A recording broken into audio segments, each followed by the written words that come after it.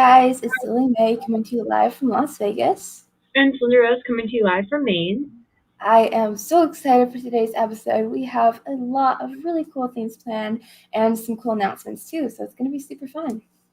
Yeah, and also in this episode, if you guys saw our last episode, we did add a new what's going on this week segment, and we will be doing that every week. And yeah, we're adding that onto all of our episodes. So if you guys do want to check out the one from last week, we talked about Andrew Tate and Greta Thunberg, that whole thing that went on. And if you want to check that out and hear our insight on it, you can go check that out on last week's episode.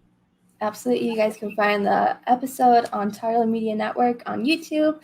I'm so excited to be adding in the new segment. I think it's a really powerful thing to go over everything that's happened in the week, and there's a lot of current news too to talk about, so I'm super excited to get to share that with you guys. Today we're going to be airing an interview we did with Brigette. She is so inspiring, and I was so honored to get to talk to her for a little bit and hear some of her insight and advice. Yeah, her story is very, very, very powerful, and she has a lot of things that she really opened up about, and we're really grateful when people that we interview do open up and feel comfortable to tell us things. And if you guys do have any recommendations or maybe want to be on our show, please let us know, because we'd love to talk to you about that. Absolutely, and it's always so empowering when people, as you said, open up and talk with us on our shows too. So I really love Brigitte's interview, and I'm so excited to get to show it with you guys. Make sure to stay tuned after Brigitte's interview, because we're going to be doing our new segment and let you guys know on some upcoming events we have planned too. So see you guys after. Thank you so much for coming on today. Thank you. Thank you for asking me. So for our first question tonight, I wanted to go ahead and ask if you could introduce yourself and talk a bit about your journey. Yes.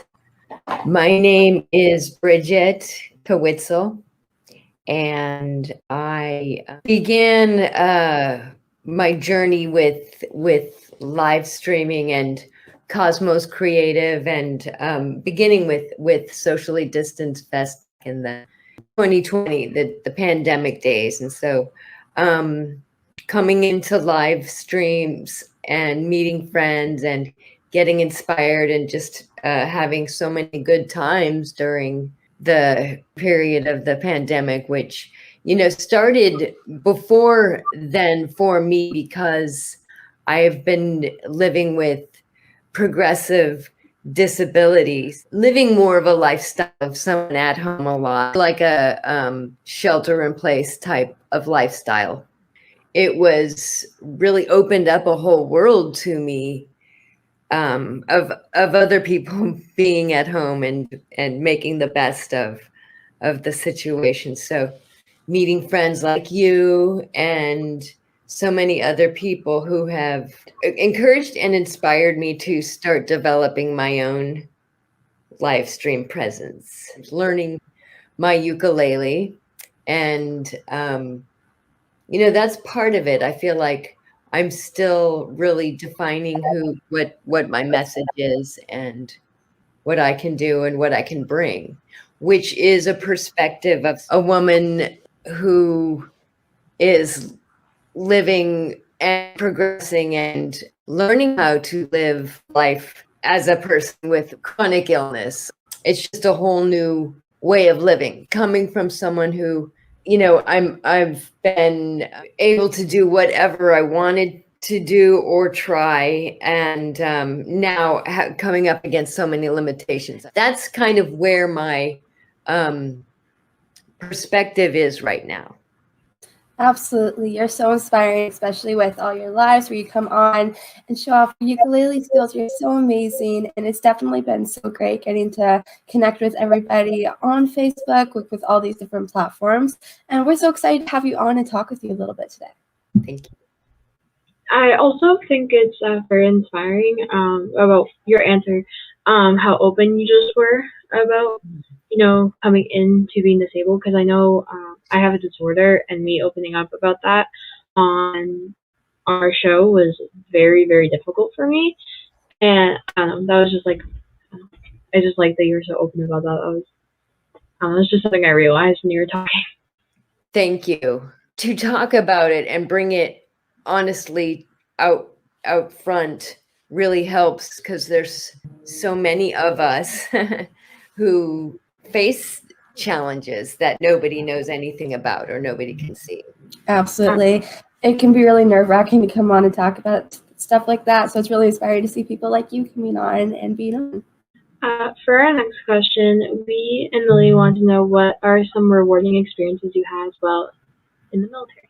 So much of it was rewarding in that there was always something to achieve and accomplish from the very beginning, like going to basic training. And that was rewarding in itself because from the very start, day one, I mean, I got on a bus and went up to, they call it the MEP station. It's some kind of in-processing. Made friends, hooked up with buddies. It was the first time ever in my life that I'd worked with young women who were, you know, like a different color than me, for example. So that was rewarding in itself, just having that an opportunity to have an experience like that. But what I was able to accomplish, just finishing the training, and they make a big deal about that. They make a big deal about those, you know, having a ceremony, and so that was rewarding. Another thing I think for me that was most rewarding,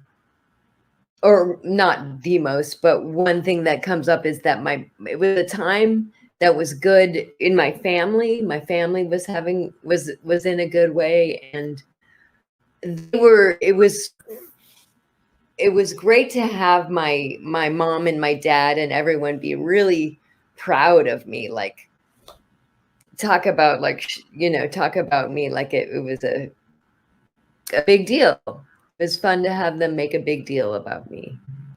Absolutely. It's so amazing to hear. And it's super interesting to hear about people's experiences. So thank you so much for talking to us about that. And thank you for your service.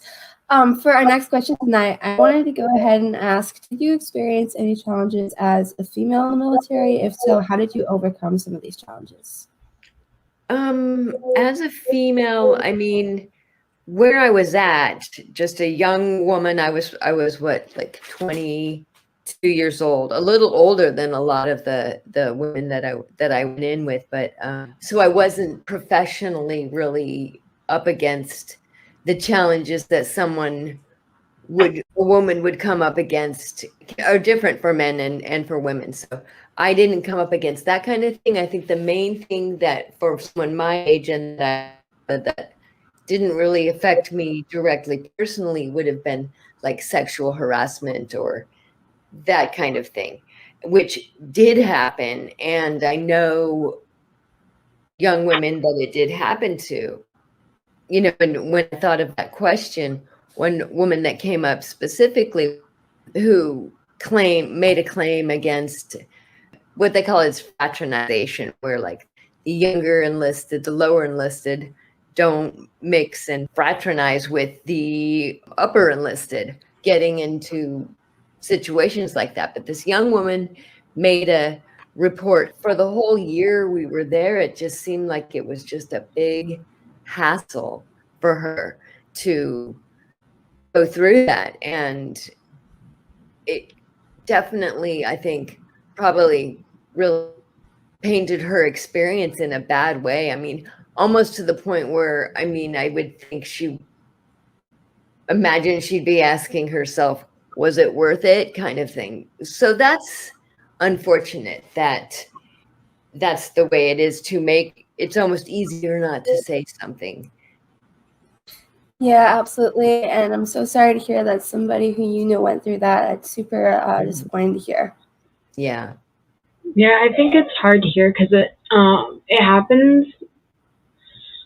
I want to say sexual harassment is now something that sadly has become more common, especially in, I know a big thing that I see over TikTok is sexual harassment in a lot of clubs and bars and everything. And the sad thing is that it's not like it's just happening to women, it's also happening to men. It's happening really to everyone. I think that's something that is kind of disappointed that it's so commonly happening now. For our next question, to kind of keep on the topic of your work in the military, we wanted to know if you could talk to us about your journey doing counterintelligence work. Yeah. So I came into that opportunity to switch my Army National Guard, which are two different branches. And I had a background in MI, military intelligence.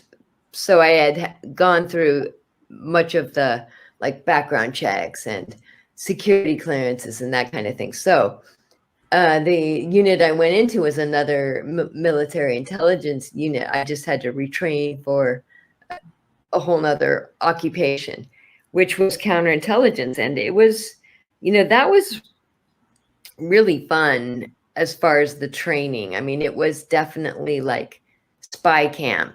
It was really exciting and fun. I mean, at the time, I didn't watch a lot of TV, but one of the shows that was popular at the time was the X-Files. So there was Agent Scully. Training was we had to do set up a whole mission drop. So I had to develop my own cover. I knew kind of about this, so I brought a skateboard with me because I wasn't sure I was going to be able to get Arizona, but my cover was I was skateboarding through town, and they had this long strip. I started at the Kmart and I did some stuff there, and like there's all these things you're supposed to be doing along the way, like planning. Like if you see, my thing was like if I'm being followed, so I have people watching me. If I'm being followed, put a Coke can at this bus stop bench, and if I see the Coke can there, then I don't make my drop. And the job really was, I was in the reserve, so I wasn't full-time active duty, but I would go once a month to my unit, and basically there was some training, and that was fun. It was pretty bureaucrat, pretty custodial, setting up a security office and making sure everything was classified the right way, and not as exciting as the training painted it out to be. Wow, that's so interesting. I really loved getting to hear some about your experience with training. That was really cool and super interesting to hear. I watched an interview you did, and it was so cool. And you talked some about your experience in Ukraine and your work you did there. So I was wondering if you could talk to us a little bit about your time and work in Ukraine. Yes, it was probably 96 or 97 or somewhere in between. I had the opportunity to travel to Ukraine with my unit as language support for a group of Air Force dentists and doctors who were going there to set up clinics.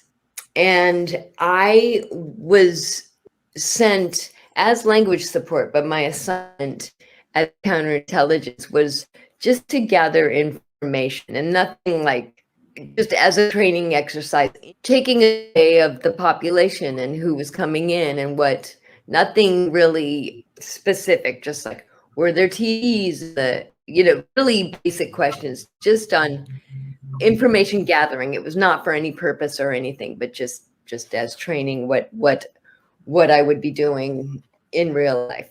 So I was sent there. It was about 3 weeks time, and we set up clinics, and I was there just as language support. So really families would come in, mothers and fathers with their children, to sign up and get seen. And they were doing teeth cleanings and checking for cavities and things like that. Not really any big procedures or anything, but I would ask questions about medical history and things like that with the people of the village. It was in a village called Chervonograd, which is outside. We flew into the city of Lvov and took a couple-hour bus ride to this village, we stayed at an old closed-down sanitarium for miners who were affected with like emphysema or something like that. It was a really pretty creepy place, just all these buildings, and I stayed in a room in building, which was, we all had our own rooms, and it was hard to find hot water. I don't even think I took like one bath the whole time I was there. Mainly what I ended up doing was sitting in the lobby or sitting outside, just chatting and talking with the mothers and fathers and making friends, playing with kids. And it was just a nice time to be in Ukraine. It was a really good experience. I was lucky to just be able to go and kind of, I mean, it wasn't a vacation, but it was enjoyable and a lifetime experience. I made friends. I mean, I kept a pen pal. You know, I was in school at the time, so I was in a global studies program, and I was doing Model United Nations. So I got to be a delegate for the Ukraine in the General Assembly of what we did. We went to New York City and twice went to the United Nations, and I got to represent Ukraine. At the time. There just wasn't, you know, it was 96. So, you know, Ukraine was coming out of being, coming from being a part of the Soviet Republic. So it was, I want to say, a good time to be in Ukraine. Of course, there was always that threat, though, of Russia coming back to try to take over the world. So inspiring to hear about your work you did there, and it was so interesting too to learn about your experiences. So thank you so much for sharing that. You're welcome. Yeah, I think it's pretty cool when we have people that were in the military come on, kind of talk about that, because my family, a lot of the people in my family have gone to the military, so it's something I've always been interested in. It's cool for me to hear people come on and talk about it. It's something that a lot of my family has done, and a lot of the people in my family that have done it are older, so they can't really talk about it. So it's nice having people who are in the military come on and be able to talk about it, because it's good insight for me. Yeah. For our last question of the day, or of the interview, I was going to say of the night, but it's not night where Lilly is. So I don't know if it's night where you are either, but it's getting dark where I am. So Yeah. for the last question of the interview, we want to know where people can come support you and watch you go live. Okay. I guess my my home for going live would be SDF. And then from there, there's different opportunities. Like I want to try going on live on the mic. I haven't been going on live too much lately, which I want to get back into the just kind of get back into the routine of that. And it was hard for me to start going live in the first place, and now it's kind of hard to get back into it. But I do like seeing how there is a lot of support for each other, and how we like set goals for ourselves, or can do a challenge, take on a challenge, and support each other that way. Each other staying accountable or getting back on track, that kind of thing. So you know, there's so much support, and I love the way like we as a community with Cosmos Creative and SDF to support the community where when somebody needs help. So I know that there's support for me there if I ever need it. Another place would be Cosmos Creative, which I have joined the team, and I'm still figuring out where my place would be in that. I'm not, I don't feel so comfortable in front of a camera. And so that's where I want to set my goals, and learning how to just get used to seeing myself, hearing myself, feeling comfortable, and getting past a lot of the things that keep me from having the courage to push the live button. Absolutely. It's such a great community we have here and all these groups where we can just all encourage each other and support each other. And it's definitely so nerve-wracking going live. I remember the first few times I was live, I was so nervous I couldn't stop talking about the weather. And I've definitely processed getting more comfortable. Right. Yeah. I totally understand where you're coming from with being uncomfortable on camera, because the first few lives and episodes that we did with Orchid Times, I never even was on Facebook. So I was completely new to like everything. I didn't really, luckily my grandmother had great connections, but I didn't really know anything, which Lilly was a great help. And it was just it was very hard for me to ease in because I don't like seeing myself on camera.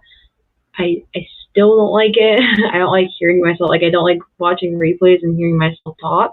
I'm more comfortable with a little bit, but we're still working on that.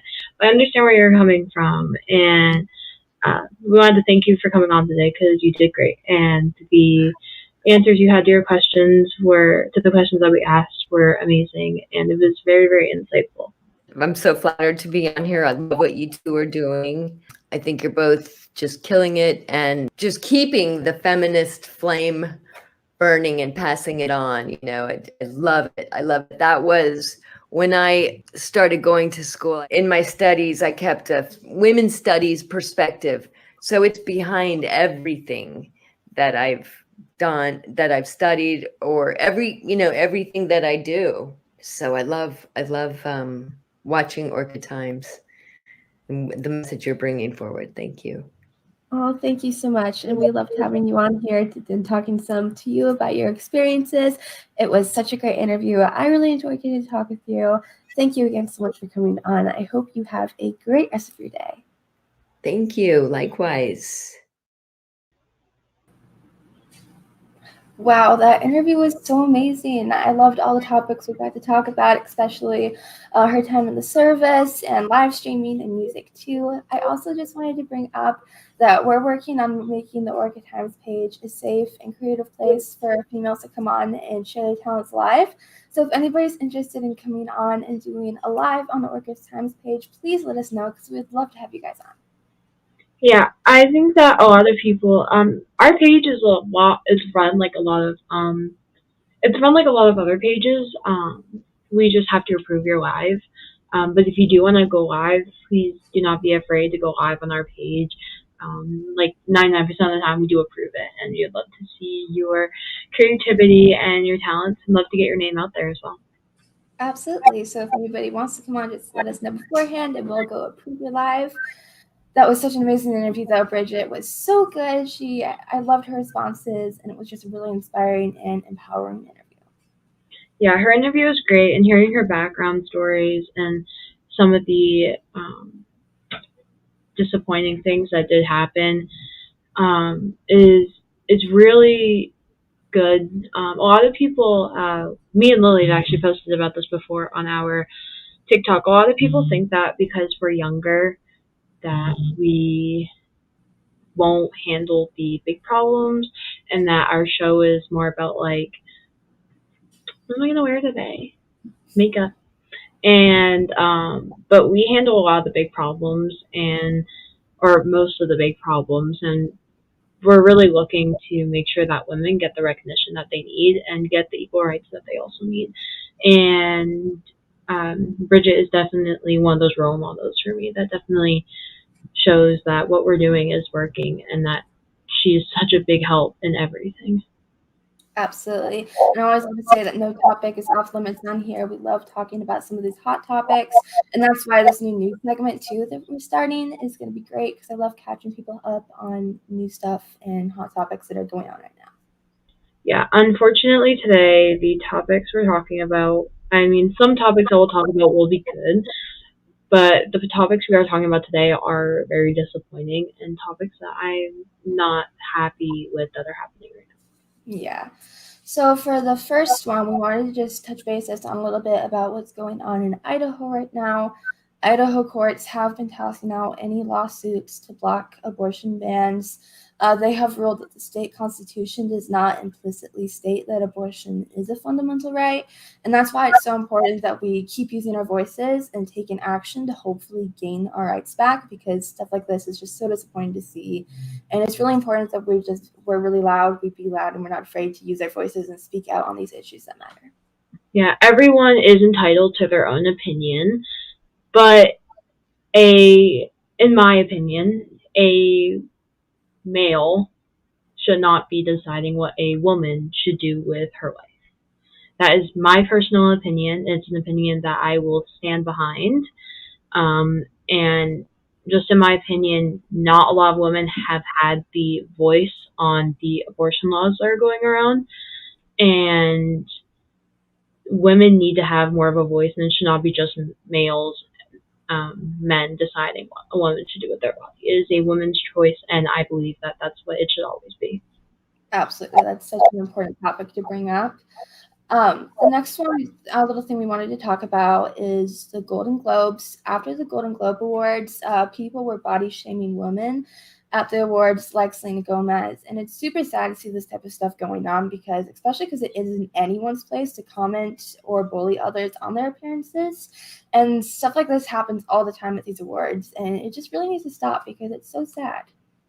Yeah, and Selena Gomez did go on an Instagram live and speak out about it, and she felt the need to explain why her body was as big as people were saying, and people, they were being very harsh to her on that live. And I think her just saying that her body is big is very disappointing, because it's not something that people should feel the need to say, especially people in the public sphere or public. Absolutely. And it's super disappointing that she even had to go on to address any of these comments, because they shouldn't have been made in the first place. So Exactly. And with Golden Globes being such a huge, huge event, it should not even be something that should need to be talked about, because it just shouldn't happen with a big event like that with a lot of younger people watching. absolutely. Another one of the topics we wanted to touch on about is recently the Taliban has ordered all foreign and domestic non-governmental groups to suspend employing women. So this means that for women in Afghanistan, they cannot work for any nonprofit organization that operates independently from the government. And this is just one of the recent restrictions the Taliban has made against women's rights. A few days before this order, they also banned women from attending universities across the country. And it's just so sad to see this type of stuff happening in other countries. And it's so sad to see. Yeah, and I think that in this day and age, a lot of, and there's nothing wrong with this, but a lot of younger women, there are a lot of younger single moms, or a lot of people who don't have a lot of support because of the way some people grew up and some people's beliefs. And like I said, everybody is entitled to their own beliefs and opinions, and I'd never be one to judge that. But because I do think everyone has their reasons for having a certain opinion, and personally, my opinions just seem right to me. But with a lot of people, especially, I think working gives a lot of people, not just women, like earning your own money feels way better than using someone else's. And I think that goes for everybody and not just women. And I know when I got my first job, earning my own money, be able to spend my own money that I earned was a huge, huge part of it. Was just like a next step for me that felt amazing. And I think that with this day and age, everyone deserves to have a job, no matter the gender or their pronouns or what they go by. Absolutely.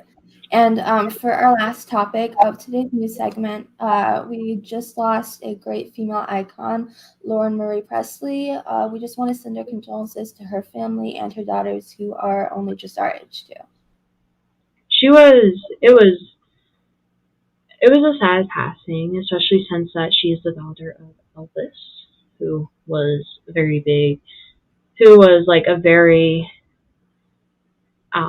is just someone I looked up to a lot, and the passing of his daughter is really sad, especially since she lived up to his legacy quite a lot and took over the. I was researching. She did take over like his house and everything. And she was just great. She really did a lot for women and did a lot for herself. And she never really let anybody step over her, which is something I've definitely worked on and definitely become really good at. So, and I think I think anybody can get really good at not letting people overstep them, and it's scary the first time you want to speak up and say something to somebody because they may not agree with you or they may say something back. But even if there is something important that my grandmother has always taught me, and then a lot of you guys probably know her, that when someone says something to you, you say what you need to say, and if they say something back, that's them carrying on the situation, and you have the full on right to walk away.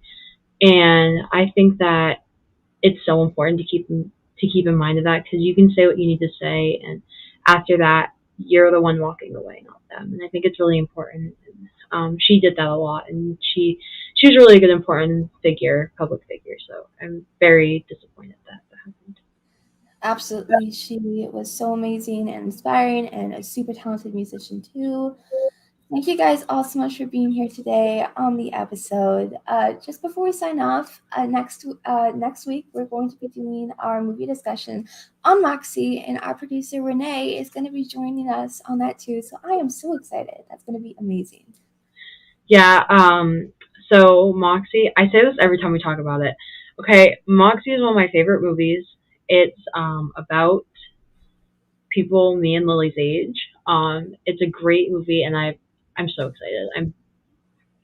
I've never been happier to talk about something. I don't think I can go on about Moxie a lot, but I won't. I'll save that for next week.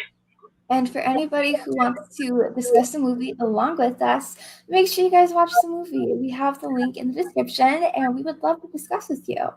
Also, we have our 1-year anniversary special episode of Orchid Times on February 1st. It is going to be so cool, so exciting. Renee is also going to be joining us on that one, and we're going to be doing a live Q&A with you guys in the comments. We're going to be answering questions live from the comments. So that's super exciting, and I'm so excited to do it. It's something new. We've never done Orchid Times before. And we also have our merch shop open for anybody who's interested in a piece of our merch. It's linked in the description. We have hats, beanies, hoodies, mugs, everything. So make sure you guys check that out if you're interested in a piece of our merch.